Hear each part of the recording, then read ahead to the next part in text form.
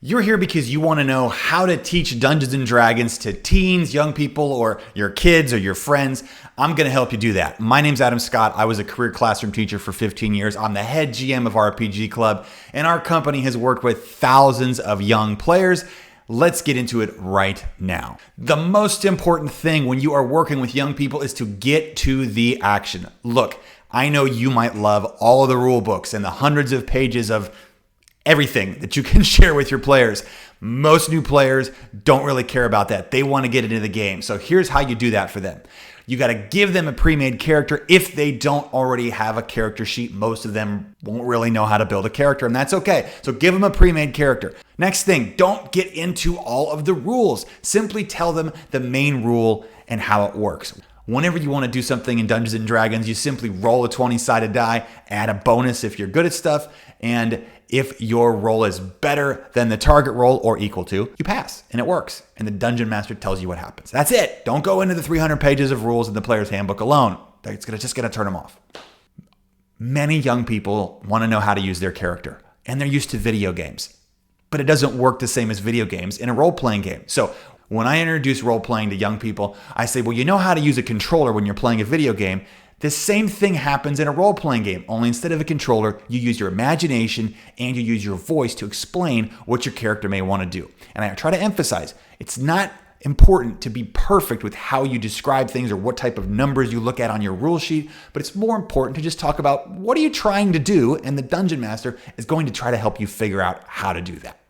All right, second thing with young people, set a reasonable time limit. Even though I know you want to play for 8 or 9 hours, look, young people want to be engaged. They want to have the energy up, a consistent amount of time. And if you make that session go on too long, it is going to make that very difficult. For our sessions, we typically go 1.5 to 2 hours when we're introducing young people to the game.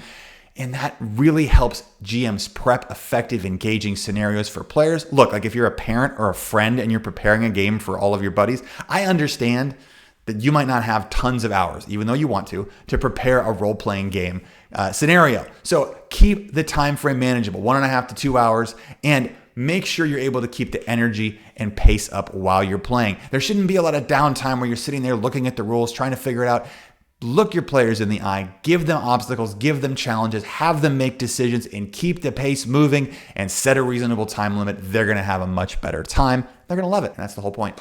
Lastly, clear expectations. When you're introducing a game of Dungeons and Dragons to young people or anybody, it's important to have clear expectations. And what that means is we like to introduce this by saying to young people, you're the good guys. You're trying to work together to beat the bad guys. Like you're on the same team. You're here to help each other. You are a team. You're not some lone wolf character who's running around by themselves trying to create chaos. And yes, I know there are players who like to play that way, but that is really destructive in most cases when young people are learning how to play the game.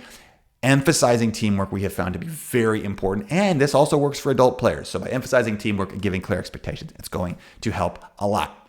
If you have appreciated any of this, please consider liking and subscribing, because the most important thing, it kicks it out to other people who need the help. If you're looking for a game or you want to know more about what we do, check the link down below. We've run thousands of games for both kids and adults. We have hundreds of professional GMs that have worked with us to provide awesome adventures online.